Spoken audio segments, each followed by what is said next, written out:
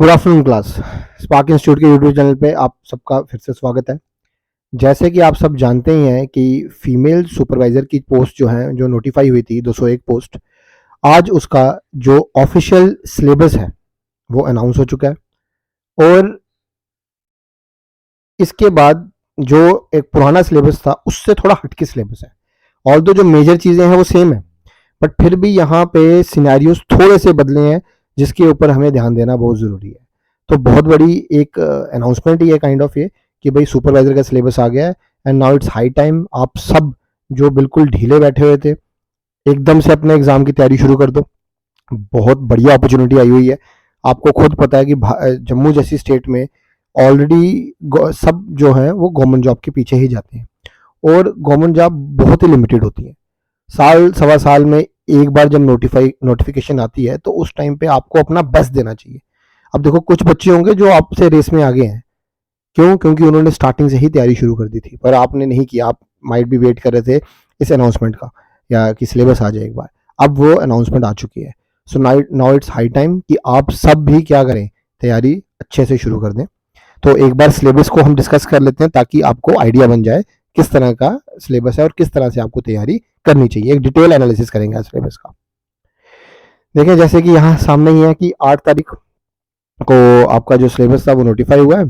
तो इसमें जो आज की नोटिफिकेशन है ये, तो देखते हैं कि क्या क्या सिनेरियोज चेंज हुए हैं इस बार, क्या क्या सिलेबस में चेंजेस आए हैं।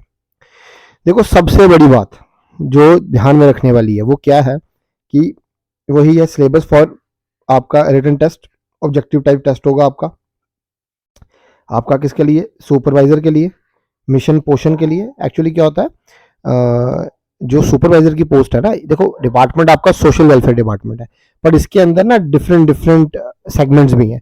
उसमें से एक है मिशन पोषण, जिसके अंदर क्या होता है, ये आईसीडीएस प्रोग्राम होता है, उसके अंदर आप जाते हो, ठीक है ना। और डिफरेंट डिफरेंट जो आपके क्या है एरियाज हैं, ठीक है ना, डिफरेंट डिफरेंट आपके जो आप कह सकते हो, जैसे सपोज कर जम्मू है उसको मिशन जम्मू बोलेंगे, ठीक है ना। प्रोजेक्ट खोड़ बोलेंगे, प्रोजेक्ट जम्मू बोलेंगे, प्रोजेक्ट रामबन बोलेंगे, प्रोजेक्ट उधमपुर बोलेंगे, ठीक है ना। तो पोषण अभियान के अंदर ही आपकी क्या होगी, अपॉइंटमेंट होगी। तो आप जैसे अगर जम्मू के लिए अप्लाई कर रहे हो तो जम्मू में आप कहाँ जाओगे, जो प्रोजेक्ट जम्मू में जाओगे, ठीक है ना। अब जम्मू डिवीजन में या डिस्ट्रिक्ट में और कौन सा प्रोजेक्ट होगा, इसी के अंदर प्रोजेक्ट खोड़ है वो जम्मू डिस्ट्रिक्ट में आ जाता है, आपका प्रोजेक्ट सतवारी है वो जम्मू डिस्ट्रिक्ट में आ जाता है, ठीक है ना। तो यहीं पे आपकी क्या होगी, पोस्टिंग्स होंगी, ठीक है। फिर आपको मैंने एक पूरा लेक्चर डिटेल एनालिसिस दी हुई है कि वर्क प्रोफाइल क्या होती है, तो वहां पे ये होगा, ठीक है। तो इसलिए यहाँ पे मिशन पोस्टल लिखा हुआ है। देखो 120 मिनट का आपका एग्जाम है, ठीक है। साथ ही साथ इसके अंदर क्या है, देखो पहले क्या था, लास्ट ईयर जो सिलेबस आया था वो उसमें क्या था, 120 के 120 नंबर जो थे ना, वो कुछ टिपिकल टॉपिक्स थे उसके अंदर, ठीक है, वही उन्हीं पे फोकस था। बट अब क्या किया गया है, इस वो जो टिपिकल सिलेबस था लास्ट ईयर वाला, उसमें से 60 नंबर ही रखेंगे। और 60 नंबर का क्या है आपका, ये 5 टॉपिक, ये पांच आपके जो हैं, हाँ, ये 5 जो आपके हैं ये 60 नंबर के हैं और ये अकेला 60 नंबर का है। तो यानी कि देखो अब यहाँ पे बड़े सिस्टमैटिक मैनर में चलना पड़ेगा आपको तैयारी इस तरह से रखनी है कि भाई आपका देखो आपने यहाँ पीएचडी नहीं करनी है, आपको उस हिसाब से पढ़ना है, उस तरीके से पढ़ना है कि भाई आपकी जो तैयारी है वो आपको मैक्सिमम नंबर ग्रैब करके दे, ठीक है। जैसे मैं हर बार क्लास के अंदर बोलता भी हूँ, देखो नॉलेज गेन करना और एग्जाम क्रैक करना दोनों में जमीन आसमान का फर्क होता है, ठीक है ना। नॉलेज गेन करने और जमीन आसमान में नॉलेज गेन करने में और एग्जाम क्रैक करने में जमीन आसमान का फर्क है। अगर आपको नॉलेज गेन करनी है तो भाई जितना पढ़ सकते हो उतना पढ़ते रहो, कोई फायदा नहीं है। पर अगर एग्जाम क्रैक करना है ना, तो अपनी पढ़ाई को 4 दीवारी में लाना पड़ता है, ठीक है ना। आपकी जो भी पढ़ाई है, आपका जो भी तरीका है पढ़ने का, आपको उसको कन्फाइंड करना पड़ेगा। फजूल की बातें नहीं पढ़नी है, वो पढ़ना है जो आपके एग्जाम ओरिएंटेड है आपके लिए, ठीक है ना। तो उसी पे बात करेंगे आज कि किस तरीके से आपको चीज़ों को कन्फाइंड करना है, किस तरीके से आपको चीज़ों को 4 दीवारी के बीच में लेके आना है, ठीक है। तो देखो इस बार क्या है, एक तो नंबर वही आपको फोकस करना है इस 60 नंबर के ऊपर, जिसके ऊपर हमारी वीडियो लेक्चर सीरीज चल रही है। तो इस पर बाद में डिस्कस करेंगे, आगे जाकर डिस्कशन करेंगे। तो एक तो ये 60 नंबर पे, साथ में ये 20 नंबर, देखो 120 में से 120 में से 80 नंबर जो हैं वो आप देखो एक ही सेगमेंट के हैं, ठीक है। अब यहाँ पे कई बच्चे घबरा जाएंगे, देखो सर रीजनिंग है, हमें तो पता ही नहीं है रीजनिंग का, हमें ऑलरेडी मैथ आता नहीं है, तो टेंशन लेनी, 10 नंबर का ही है, ठीक है। कॉस्ट बेनिफिट आपको एनालिसिस करना है, आपको देखना है कि स्पेशलाइजेशन जो है ये 60 नंबर की है, पहले तो इसको पकड़ना है अच्छे से। दूसरे नंबर पे मुझे किसको पकड़ना है, दूसरे नंबर पे मुझे पकड़ना है ये जो जेके स्पेशल रेफरेंस टू जेएन के, इसको अच्छे से पढ़ना है। उसके बाद आपने जो टाइम बचेगा उसके बाद आपने इन चार में से किसी एक चीज को चूज करना है। मेरे अकॉर्डिंगली चलोगे तो मेरे हिसाब से सबसे पहली प्रायोरिटी आप दो 60 नंबर को, फिर 20 नंबर को, उसके बाद ये 10 नंबर कौन से, आपके इंग्लिश वाले, क्योंकि इजी है, आराम से निकल जाता है, ठीक है। फिर कई बच्चों को साइंस में और मैथ रीजनिंग में परेशानी आती है, तो उन बच्चों को क्या करना है, पहले फोकस करो कंप्यूटर पे, इजी कंप्यूटर आएगा 10 नंबर का, मैंने आपको लास्ट टाइम भी बोला था कंप्यूटर तो पक्का आएगा इस बार, ठीक है ना। और उसके बाद आप फोकस करो जनरल साइंस पे, और उसके बाद जनरल रीजनिंग के ऊपर, अगर आपका मैथ स्ट्रांग नहीं है। बट अगर आपको लगता है आपका मैथ वगैरह स्ट्रांग है तो अपनी जो प्रेफरेंस है, अपनी जो प्रायोरिटीज है, उसको आगे पीछे आप कर सकते हो। तो देखो अब एक एक करके डिस्कस करते हैं। अगर हम जेएनके की बात करें, ठीक है ना, 20 नंबर का है, पहला पॉइंट तो क्या आ गया, देखो भाई एक तो इसके अंदर क्या है, ध्यान में रखने वाली बात आ गई, इंडियन हिस्ट्री आ रही है, तो यानी आपको फ्रीडम स्ट्रगल को पढ़ना पड़ेगा। यानी कि आपको जो फ्रीडम स्ट्रगल का मतलब क्या है, 1857 से लेके 1947 तक जो हिस्ट्री है उसको आपको डिटेल में पढ़ना पड़ेगा, ठीक है। अब अगर 20 नंबर का ये है तो मैं आई कैन एश्योर कि कम से कम 3 नंबर का यही आएगा आपका, 3 से 4 नंबर आपका मॉडर्न इंडिया लेके जाएगा आपका, ठीक है। नेक्स्ट पॉइंट क्या है, इंडियन कॉन्स्टिट्यूशन, भाई मोस्टली वही टॉपिक है, basic feature, preamble, fundamental rights, fundamental duties और डीपीएसपी। इन दोनों की बात करें तो मेरे हिसाब से 6 नंबर का क्वेश्चन आपका यहीं से बनेगा, आपका 6 से 7 नंबर आपका यही दो टॉपिक आपके लेके जाएंगे। उसके बाद कौन सा है, political and physical division of India, कम से कम 2 क्वेश्चन यहां से जाएंगे, 8 क्वेश्चन हो गए, ठीक है। Demography, census, weather, climate, means and transportation of India, environment. देखो मेनली आप देखो इसके अंदर इंडिया, यहाँ पे टॉपिक पे तो लिखा हुआ है with special reference to JNK, but इसमें साथ में इंडिया के टॉपिक्स भी दिए हुए हैं, ठीक है ना। तो आप देखो लास्ट वाला जो टॉपिक है ये क्या है, यूटी, जेएनके यूटी की हिस्ट्री, ज्योग्राफी, इकोनॉमी, हेरिटेज, मतलब सब इसके अंदर डाल दिया हुआ है। तो यानी कि देखो आप लेके चलो कम से कम 10 नंबर इसके, 10 नहीं 8 नंबर, 8 नंबर लेके चलो आप इसके, बाकी जो नंबर बच गए मतलब 12 नंबर के आसपास आपका आएगा ये ऊपर वाले टॉपिक्स, जिसमें से 6 आपके आ जाएंगे। 6 नंबर का मेरे हिसाब से आएगा हिस्ट्री पॉलिटी 6 नंबर, आपका पॉलिटिकल फिजिकल डिवीजन कम से कम 2 नंबर, तो ये ज्योग्राफी को हम लेके चलेंगे 2 नंबर, 8 नंबर हो गए। आपका वेदर, क्लाइमेट या डेमोग्राफी, इसके भी आप लगा के चलो 3 नंबर, कितने हो गए, 6 2 8 3 आपके, मैंने कहा 11 हो गए। 1 से 2 नंबर का आपका आ जाएगा क्या, करंट अफेयर, तो यानी 12 नंबर का ऊपर वाला होगा, 8 नंबर के आसपास आपका क्या आ जाएगा, जेएनके का। अब जेएनके के पॉइंट ऑफ व्यू से भी चलोगे अगर, तो नंबर 1 प्रायोरिटी किसको देनी है ना, ये भी एक क्वेश्चन आता है। नंबर 1 प्रायोरिटी आपने देनी है जेके रीऑर्गेनाइजेशन एक्ट को, नंबर 1 प्रायोरिटी देनी है आपने इसको। क्यों, क्योंकि जो जेएनके रीऑर्गेनाइजेशन एक्ट है ना, इसमें से कम 2 से 3 क्वेश्चन पक्का आएंगे आपके। दूसरे नंबर पे आपको देना है टूरिज्म को इंपॉर्टेंट, टूरिज्म के कम से कम 3 नंबर आ जाएंगे आपके, कम से कम, क्योंकि टूरिज्म के अंदर ही क्या होगा, आपकी हिस्ट्री भी कवर हो जाती है, टूरिज्म के अंदर क्या होगा, आपकी ज्योग्राफी भी कवर हो जाएगी, ठीक है ना। जैसे देखो ना यहाँ पे स्पेसिफिकली टूरिज्म मेंशन नहीं है, बट आपको टूरिज्म पढ़ना ही पड़ेगा, ज्योग्राफी के पॉइंट ऑफ व्यू से पढ़ोगे तब वहां से वो निकल जाएगा। अब कल्चर एंड हेरिटेज है, इसके अंदर टूरिज्म ऑटोमेटिकली आ जाएगा आपका, ठीक है ना, तो आपको उसको पढ़ना ही पड़ेगा। हाँ एक चीज और मैं ऐड करूंगा इसके अंदर आपको, कि ये जो इन्वायरमेंट एंड इकोलॉजी है ना, ये भी इंपॉर्टेंट है, यहां से भी एक क्वेश्चन निकल जाता है आपका। तो यानी कि डिटेल एनालिसिस में देखा जाए, इस 20 नंबर में से नंबर 1 प्रायोरिटी किसको देनी है, नंबर 1 प्रायोरिटी देनी है आपने फ्रीडम स्ट्रगल को, ठीक है, और पॉलिटी, ये दो नंबर 1 आगे। नंबर 2 आप दोगे किसको, जेएनके रीऑर्गेनाइजेशन एक्ट को, ठीक है। नंबर 3 आप किसको दोगे, political and physical division of India को दोगे, ठीक है। नंबर 4 आप किसको दोगे, जो आपका ये है जेएनके की हिस्ट्री, इकोनॉमी जितना है ना, ये नंबर आपका 4 पे आ जाता है, ठीक है। उसके बाद नंबर 5 पे आ जाता है आपका ये जितना, नंबर 5 पे आपका जाएगा environment and ecology and biodiversity, ठीक है। नंबर 6 में बाकी बचा जो क्या, ये डेमोग्राफी, वेदर, क्लाइमेट चेंज, इस तरीके से आपको इसकी तैयारी करनी है, ठीक है। आगे चलते हैं। सेकंड पॉइंट पे अगर हम बात करें तो आपके सिलेबस में 10 नंबर का क्या बोला हुआ है, इंग्लिश। इंग्लिश में वही है, टेंसेज, नरेशन, मॉडल्स, आर्टिकल्स, इनके ऊपर हमारी क्लासेस भी अवेलेबल है। थोड़ी देर में हम इसमें कोर्स वगैरह भी ले आएंगे, तो आप वहां पे भी इसको पढ़ सकते हैं। तो बेसिक इंग्लिश है, इसमें कुछ इतना डिस्कस करने वाला है नहीं है। मेन पैरामीटर की बात करो तो मैं एक चीज जरूर ऐड करूंगा इसके अंदर, वो ये होगी कि भाई इंग्लिश जो है ना आपकी अपनी हंच होती है, जितनी मर्जी पढ़ लो, पर अगर आपको बेसिक इंग्लिश नहीं है ना, अगर आपकी मतलब अगर आपको इंग्लिश को स्ट्रॉन्ग करना है ना, इस एग्जाम के लिए नहीं, एक नॉर्मल हर एक एग्जाम के लिए, आपको इंग्लिश को सुनना पड़ेगा, आपको इंग्लिश को पढ़ना पड़ेगा, एक हंच क्रिएट करने की पड़ेगी अपने अंदर। जब वो हंच क्रिएट होगी ना, उसी से आप क्या कर सकते हो, अच्छा परफॉर्म कर सकते हो इंग्लिश में, रादर देन आप क्रैम करते रहो जितना मर्जी क्या फॉर्मूलाज, उससे इतना इम्पैक्ट नहीं पड़ेगा जितना आपको इसको सुनने और पढ़ने से पड़ेगा। ठीक है ना। साथ ही साथ इसके अंदर मैं एक चीज जरूर बोलूंगा, जैसे साइनोनिम एंटोनियम है। अब देखो साइनोनियम एंटोनियम बच्चे क्या करते हैं, याद करने बैठ जाते हैं, ये गलत तरीका है मेरे अकॉर्डिंगली।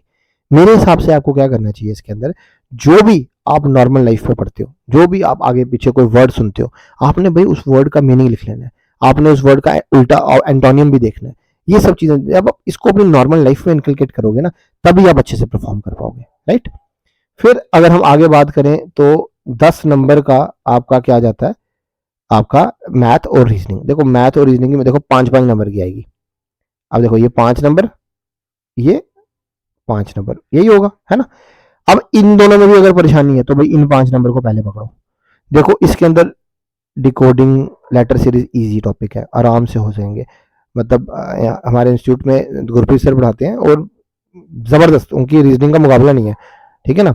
अगर आप उनके रिक्वेस्ट हूँ कि वो भी अपने लेक्चर्स डाल दें, वो भी शायद यूट्यूब पे लेक्चर्स डालेंगे, तो वहां पे भी आप पढ़ लो कुछ एक लेक्चर, बढ़िया तरीके से पढ़ा देंगे, आपका हाथ पक्का बैठ जाएगा वहां पे। ठीक है, इन पे फोकस करना है। साथ में ब्लड रिलेशन पूरी तरह फोकस करना है आपने, यहाँ से क्वेश्चन निकलेगा। डायरेक्शन सेंस इजी, आराम से क्वेश्चन निकलेगा। ठीक है ना। आपका speed, time, distance, statement, conclusion. अब देखो बाकी इतने टॉपिक है, इसमें से ऊपर नीचे तो होगा ना, 10 नंबर के सारे टॉपिक तो आएंगे नहीं। अब देखो कितने टॉपिक हैं, 1 2 3 4 5 6 6 7 8 9 10 11 12 13 14, 14 टॉपिक है, नंबर 10 है, यानी 4 टॉपिक इसके अंदर ऐसे होंगे जिसमें से क्वेश्चन नहीं पूछा जाएगा, राइट। वो 4 टॉपिक कौन से होंगे, आप लोगों को आइडेंटिफाई, मतलब आपने ध्यान रखना है कि भाई देखो कौन से हो सकता है वो 4 टॉपिक, ज्यादा से ज्यादा हो सकता है स्टेटमेंट कंक्लूजन हो सकता है, मैथमेटिकल रीजनिंग हो सकता है, वो 4 टॉपिक में से। ऊपर देखा जाए तो आपका नंबर सिस्टम हो सकता है उन 4 टॉपिक में से। ठीक है ना। तो मतलब आपने इसमें से 10 टॉपिक पक्के तैयार करके जाने हैं अच्छे से। ठीक है। जनरल साइंस की बात करें तो देखो जनरल साइंस के लिए बेस्ट बुक है लूसेंट। साइंस इसमें से कर ली हो तो मतलब मैंने देखा कि मोस्टली क्वेश्चन निकल जाते हैं इसमें। देखो नंबर 1, अगर प्रायोरिटी की बात करूं, नंबर 1 आ जाता है वाइटामिन, इसमें से क्वेश्चन कंफर्म। नंबर 2 आ जाता है इकोलॉजी, कंफर्म क्वेश्चन। नंबर 3 आपका इन्वायरमेंट पॉल्यूशन, जिसमें ओजोन लेयर वगैरह ग्रीन हाउस इफेक्ट आ जाएगा। Number 4 vaccination immunisation. ठीक है।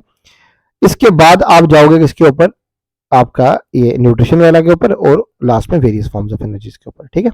इस तरह से इसको चलना चाहिए। कंप्यूटर की बात करें अगर हम, तो वही सिंपल बेसिक आपका लूसेंट की बुक आती है कंप्यूटर की, वो बुक भी आप पढ़ लो, तो आपका देखो बेसिक बेसिक कंप्यूटर है, कोई ज्यादा बड़ा खतरनाक सा नहीं है। अगर आप तरीके से पढ़ोगे बढ़िया तरीके से हो जाएगा।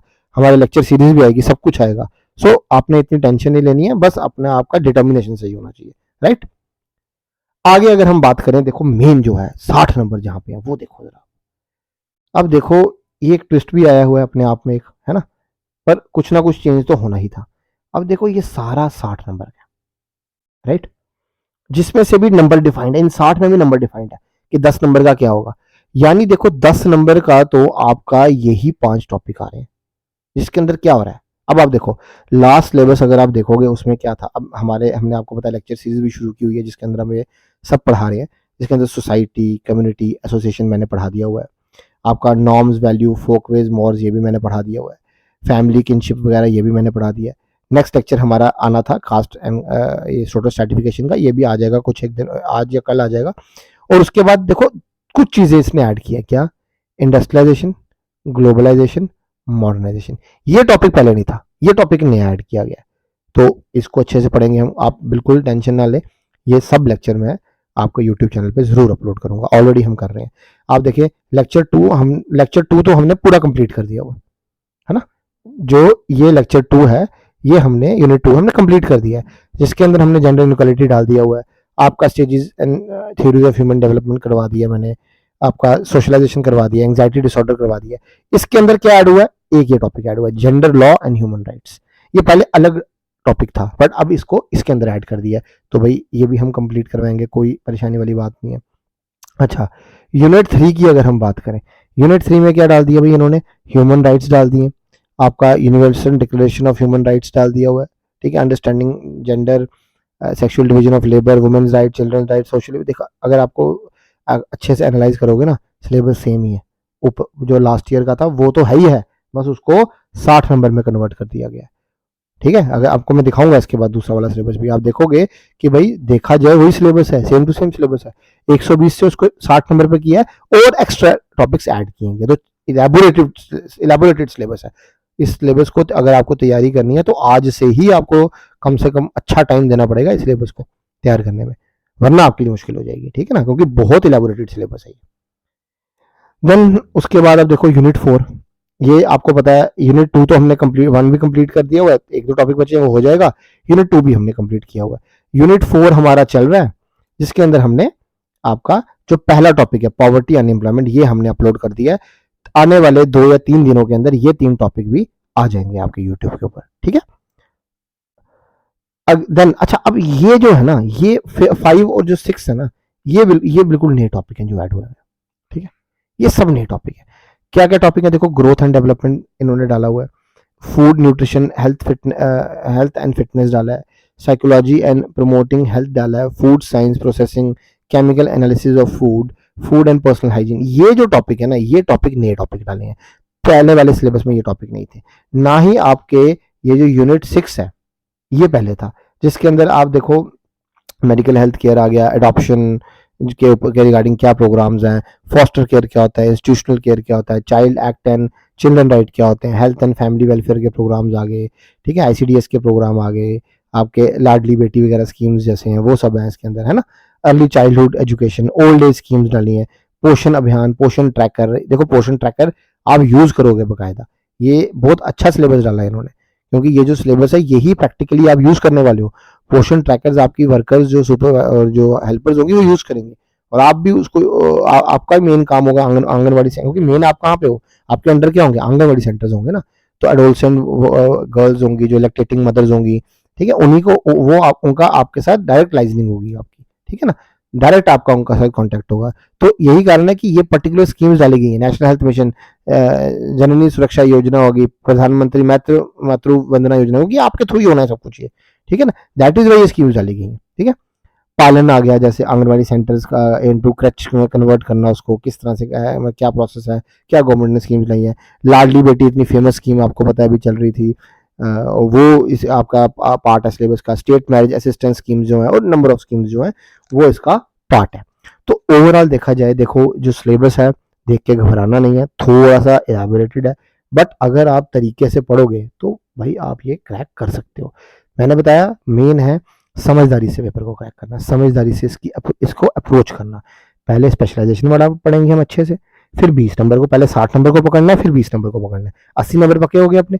अब बचे 40 नंबर, 40 नंबर में अपनी स्ट्रेंथ देखनी है सबसे पहले। क्या इंग्लिश तो सबको देखना पड़ेगा, इंग्लिश तो सब मेरे को लगता है कर सकते हैं, तो इंग्लिश नंबर 1 आ गया। उसके बाद डिपेंड करता है आपका मैथ रीजनिंग है कि नहीं है।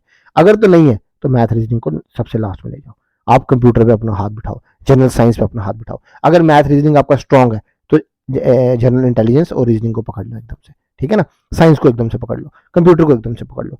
डिपेंड करता है आपको अपनी, ये देखना है कि आप खुद किस में आपका बेस्ट दे सकते हो, आपका हाथ किस सब्जेक्ट पे ज्यादा बैठा है, ठीक है ना, उस सब्जेक्ट को पक्का करके फिर आगे की तरफ चलना है आपने, राइट। तो आई होप आपको जो हमारा ये आज जो हमने सिलेबस डिस्कशन की ये फ्रूटफुल रही आपके लिए। साथ ही में मैं बताना चाहता हूँ, आपको पता ही है कि जो स्पार्क इंस्टीट्यूट है, हमने यूट्यूब पे तो हम आपकी वीडियोस ला ही रहे हैं और हम लाते रहेंगे, साथ ही साथ हमारा ऑनलाइन और ऑफलाइन कोर्स जो है वो स्टार्ट हो चुका है। 9 तारीख को हमारा ऑनलाइन कोर्स भी लॉन्च हो जाएगा। एट द सेम टाइम हमारा ऑफलाइन कोर्स जो है वो लॉन्च ऑलरेडी हो चुका है, और 9 तारीख को ट्यूसडे को उसकी पहली जो क्लास है वो बैठने जा रही है। जो डेमोज है 3 दिन के लिए वो फ्री हैं, अगर आप आपके सामने टीचर्स जो हैं वो ऑनलाइन पढ़ा ही रहे हैं, अगर आपको उनका पढ़ाने का स्टाइल अच्छा लग रहा है और आपको लगता है कि हाँ भाई मुझे इस टीचर से पढ़ना चाहिए, तो आप काइंडली इस नंबर पे कांटेक्ट करें, तो आप इन कोर्स को ज्वाइन कर सकते हैं। देखो, मैं ये नहीं बोलता कि आप ज्वाइन करो ही करो, आप किसी इंस्टीट्यूट में जाके पढ़ो ही पढ़ो, भाई खुद भी पढ़ सकते हो, कोई बड़ी बात नहीं। सिर्फ इतना सा एक इंस्टीट्यूट में या कहीं कोचिंग में क्या फायदा होता है, कोचिंग में आपको एक बनी बनाई खिचड़ी मिल जाती है, बस आपको बस काम क्या है उसको खाना, खाना आना चाहिए भाई आपको। और सेल्फ स्टडी में क्या होता है, बस आपको वो खिचड़ी खुद बनानी है, ठीक है ना, यही फर्क है एक। अगर आपको लगता है कि हाँ भाई मैं खुद पढ़ के निकाल सकता हूँ, तो आप आई से कि आप खुद पढ़ें यार, कोई बड़ी बात नहीं, उसमें कुछ नहीं होता, खुद पढ़ के दुनिया निकालती है, निकाल सकते हो आप। बट अगर आपको लगता है कि हाँ मुझे कोचिंग से हेल्प होगी, मुझे लगता है मुझे टीचर मुझे अच्छे से गाइड कर सकते हैं, है ना, तो आपको जरूर कोचिंग ज्वाइन करनी चाहिए, ठीक है ना। कोचिंग से बस इतना बेनिफिट होता है कि आपके लिए चीजें थोड़ी सी आसान हो जाती हैं कंपैरेटिवली, ठीक है। ऐसा तो होगा नहीं कोचिंग में कुछ छू मंत्र करेगा आपको नौकरी निकल जाएगी, ऐसा कभी नहीं होता। आपके लिए बस चीजें आसान हो जाएंगी, आपको एक डायरेक्शन मिलेगी, आप अपनी एफिशिएंसी को बढ़ा सकते हो, आप उस आपके एग्जाम क्रैक करने की प्रोबेबिलिटी थोड़ी सी बढ़ जाती है, बस इतना होता है ना। तो हमारी कोशिश बस यही है कि आपको best of the best education provide की जाए, क्वालिटी कंटेंट प्रोवाइड किया जाए, और टीचर्स आपके साथ अच्छे से आपको ना ही सिर्फ पढ़ाएं बल्कि गाइड भी करें, ठीक है। So thank you, I hope ये जो लेक्चर है आपके लिए फ्रूटफुल था। तो हम आगे नेक्स्ट लेक्चर में इसके बारे में बात करेंगे, ठीक है। Thank you.